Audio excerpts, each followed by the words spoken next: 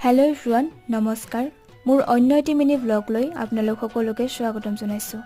আজি পবিত্ৰ মাঘ মাহৰ পহিলা পুৱাত গুৰুজনাৰ শ্ৰীচৰণত আশীষ ল'বলৈ বুলি মায়ে মই নামঘৰলৈ গ'লোঁ। এইপিনে নাম প্ৰসংগ চলি আছে আৰু নাম প্ৰসংগৰ পিছত আমি খালোঁ প্ৰসাদ আৰু ঘৰত আহি পেলাই পিঠা পনা এনেকৈ খালোঁ।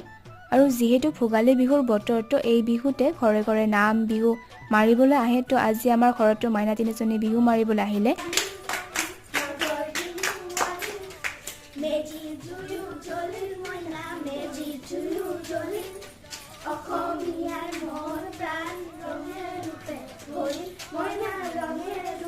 এনেকৈ বাৰু বিহু মাৰিবলৈ কোনে কোনে সৰুতে গৈ পাইছে জনাবচোন। এইটো এক প্ৰকাৰৰ ফূৰ্তি নহয় জানো। তাৰপিছত দুপৰীয়া সাজ খালোঁ আৰু বিহু বুলি বাৰ ঘৰলৈ গ'লোঁ। বিহুত আলহী ঘৰত গৈ যদি এইখিনিয়ে নেখাওঁ, বিহু খোৱা হ'ব জানো? নামেই যাৰ ভোগালী বিহু। আজিলৈ আহিছোঁ, বাই।